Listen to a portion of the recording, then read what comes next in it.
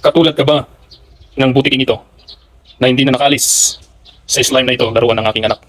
Pilit niyang gumagalaw. Tingnan po ninyo. Ito po'y buhay pa po. Yan. Kaya niya pang gumalaw. Pero dahil nahulog na siya, hindi na siya makaalis sa slime na ito, ay wala na. Hindi ko alam kung mayroon pa siyang pag-asa sa sarili niya. Sa buhay ng tao ay ganyan din po tayo. Minsan, nahulog tayo sa isang kalagayan na hindi na natin parang hindi kayang takasan. Pero teka, pag-usapan natin yan. Kaya pa hanggat may buhay. Good morning. Ngayon po ay katatapos nating maligo at pagkatapos na nating maligo ay tayo po ay pupunta sa atin pong ginawa last month na nagmarkot po tayo ng kalamansi. Tara, puntahan po natin. At katulad ng buhay nga natin, laging tayo po ay may pagpili. So, tayo po ang pumipili ng ginagawa natin. At kung ano man yung result nito ay dahil sa choice po natin iyon. Kaya nga po gusto kong ipaliwanag po sa atin na yung ginagawa natin ngayon ay ito'y bunga lamang ng ating pagpili. Ayan, titingnan po natin yung ating pong ginakot. Kung ginakot po ba? After 1 month ay ito na po ang magiging result. Ayan, tingnan po natin sabay-sabay ang atin pong minarkot na ating kalamansi kung nag-ugat na po. Ayan, habang tinitingnan po natin, ang buhay po natin ay pagpili nga po. It's a matter of choice. Yan po yung gusto kong idiin. Kung ano man ang nangyari sa buhay natin ay pinili po natin yan. Hindi natin pwedeng sisihin ang ibang tao sa nangyari sa buhay natin. Tagal matanggal. Ayan, dahil pinili po natin yan. Ayun, may konting ugat lang. Tingnan po ninyo, habang atin pong kinukuskus to kanina ay nakita ko po may konting ugat na nga po. Kulang pa ito sa araw. 1 month po ngayon, sang-ayon kasi sa napanood ko sa video ay 1 month pwede na, pero sa nangyari dito sa atin ay 1 month ay ito pa lang po, katapusan po kasi nung atin pong nagmarkot, pero yan pa lang po yung ugat niya. So ibig sabihin ay kulang pa ito sa buwan, kulang pa sa araw. Ganyan po, iba-iba kasi yung karanasan natin, pero choice po natin lahat ng nangyari sa atin. Hindi ko po ito alam kung hindi ko ito ginawa, pero dahil ito'y ginawa ko at marami pa nga po dito, ayan, ay hindi po ako nawawalan ng gana ngayon na hintayin ang result nito, sapagkat ako'y naniniwala na katulad din nito, may napanood din kasi ako 45 days bago nila kinukuha yung kanilang minarkot, pero ngayon ay mas naniwala na ako doon kasi nga katulad nito, tama naman pala yung procedure ko. Kala ko mali na, pero may ugat na po talaga siya. Yun nga lang, yung ugat nito ay maliit pa. Kaya atin pong ibabalik yung atin pong ginawa. Ayan, ibabalik po natin para patuloy ang kanyang pag-ugat. At hihintayin ko sa tamang panahon. Ayan.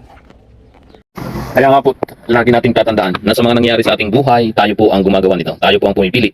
Pero tatandaan natin yung sa ating pagpili. Mahalaga po na maintindihan po natin, maalala natin palagi yung ating purpose, yung layunin kung bakit tayo gumagawa. Lahat po ng tao ay may kanya-kanyang gampanin sa mundong ito.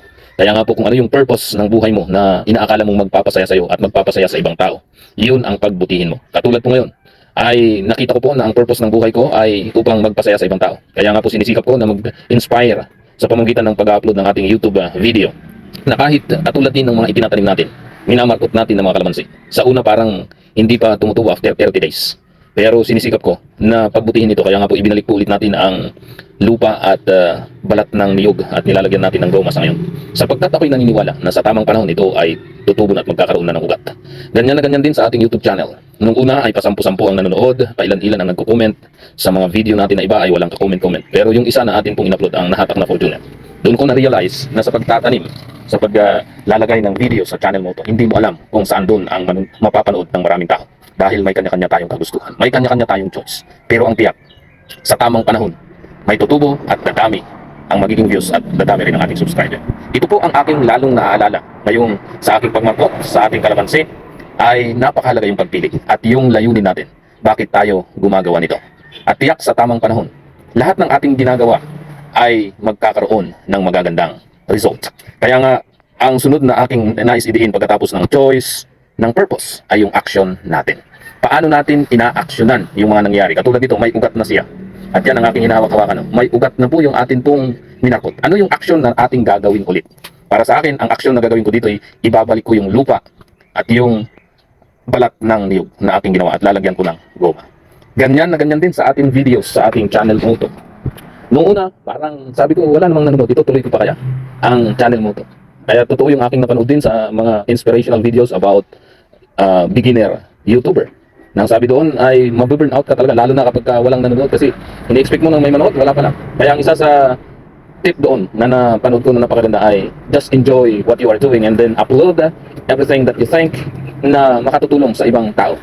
Bahala na kung may manood o wala. Ang mahalaga doon, ginawa mo yung part mo as a YouTuber. At syempre, dapat magiging creative ka. Kung ano man ang mangyari, huwag kang mawawala ng gana kasi hindi mo alam nga kung kailan magbabera lang yung video. Kaya ganoon na ganoon din po sa ating ginagawa ngayong May 1. Panibagong buwan, panibagong challenge, panibagong adventure ng buhay natin. Hindi tayo susuko dahil alam natin na yung ating ginagawa sa tamang panahon ay bubunga. Kaya nga po, may 4 na mga salitang nais kong bitawan ngayong araw na ito. Choice, the purpose of your life, the action and determination. Ulitin ko po, choice, purpose, action, and determination. Kailangan magsabay-sabay po yun, yung tamang pagpili. Sa pagpili natin, isaalang-alang natin lagi ang ating layunin. Kaya kapag nawalan ka na ng gana, nagkaroon ng problema, mga iba't ibang pagsubok, babalikan mo yung iyong purpose ng buhay mo. And then pipiliin mo ulit yung tama. At syempre, yung choice, purpose, dapat sasabay yung iyong action. Gagawa ka ng ikabubuti mo at ng iyong kapwa. And then, determination. Na hindi ka susuko. Magiging relentless ka, hindi mapapagod.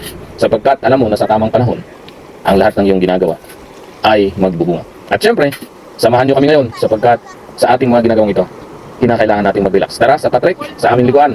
At maghanap tayo ng magandang liguan doon na magpapasaya sa atin habang ginagawa natin ang choice, purpose, action, and determination. Lagi po nating tatandaan na sa buhay nga natin, tayo ang pumipili. Pero kahit anong pili natin, kinakailangan nating mag-relax. Relaxation is a part of our life. Dahil ang tao ay napapagod, parang makina din yan na kinakailangan magpahinga.